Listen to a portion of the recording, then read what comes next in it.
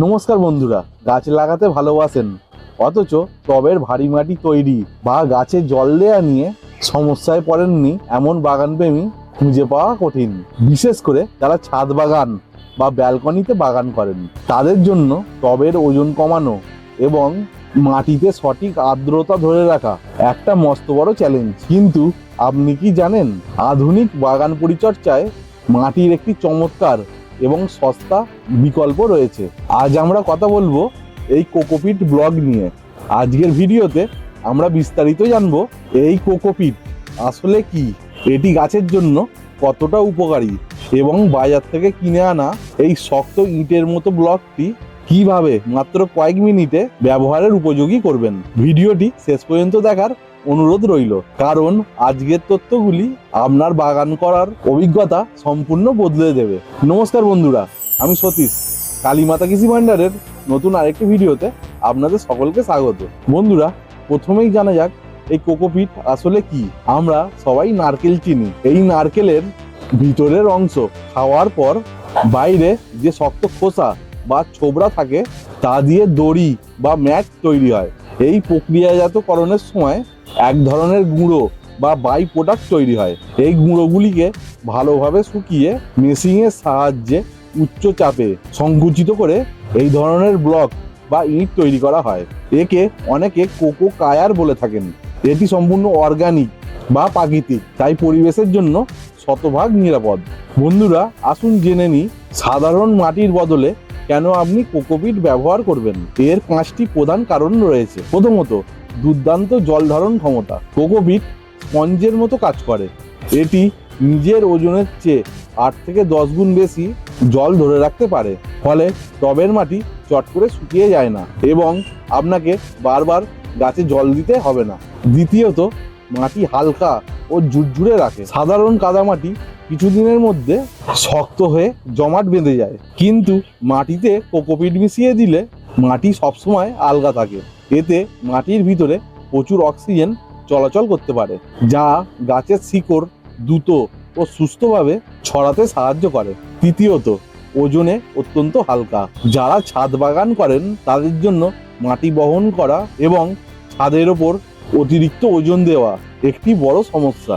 Cocopeat ওজনে মাটির চেয়ে অনেক হালকা, ফলে ছাদের ওপর কোনো চাপ পড়ে না। চতুর্থত, বীজের অঙ্কুরোদ্গমের সেরা। নতুন বীজ থেকে চারা গজানোর জন্য কোকোপিটকে সবচেয়ে আদর্শ মাধ্যম হিসাবে ধরা হয়। এর নরম ও আর্দ্র পরিবেশের কারণে বীজ খুব দ্রুত গজিয়ে ওঠে। পঞ্চমত, রোগ থেকে মুক্তি। সাধারণ মাটিতে ক্ষতিকর ফাঙ্গাস, ব্যাকটেরিয়া বা আগাছার বীজ থাকে, কিন্তু কোকোপিট সম্পূর্ণ প্রক্রিয়াজাত হওয়ায় এতে প্রাকৃতিকভাবে কোনো ক্ষতিকর জীবাণু বা আগাছার বীজ থাকে না। বন্ধুরা, বাজার থেকে কিনে আনা এই শক্ত ব্লকটি আপনারা সরাসরি টবেতে দিতে পারবেন না।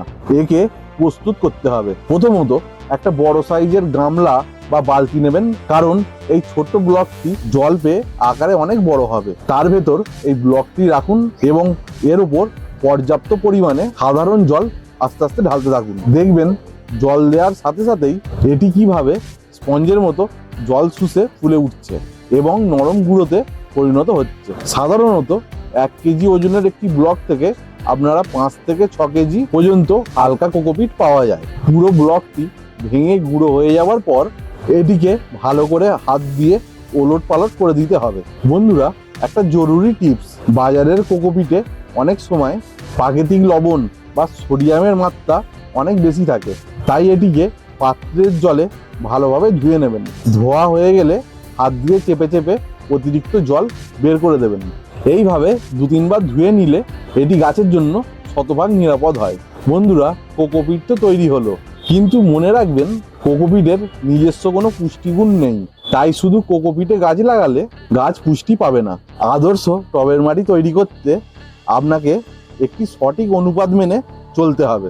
সাধারণ গাছের জন্য 40% দোআঁশ মাটি, 30% প্রস্তুত করা কোকোপিট এবং 30% জৈব সার বা ভার্মি কম্পোস্ট একসাথে খুব ভালোভাবে মিশিয়ে নেবেন। ক্যাকটাস বা স্যাকুলেন্ট জাতীয় গাছের জন্য কোকোপিটের পরিমাণ কিছুটা কমিয়ে বালির পরিমাণ বাড়াতে হবে। এই মিশ্রণটি একদিকে যেমন জল ধরে রাখবে, অন্যদিকে অতিরিক্ত জল নিচে দিয়ে সহজেই বেরিয়ে যাবে। তো বন্ধুরা, এই ছিল কোকোপিট ব্লকের বিস্তারিত আলোচনা।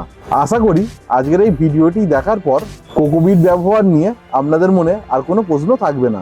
আপনারা যারা ছাদ বাগান বা ঘরের ভিতর ইনডোর প্ল্যান্ট রাখেন তারা আজই এই বিকল্পটি ব্যবহার করে দেখতে পারেন। ভিডিওটি যদি আপনাদের উপকারে আসে তবে একটা লাইক দেবেন।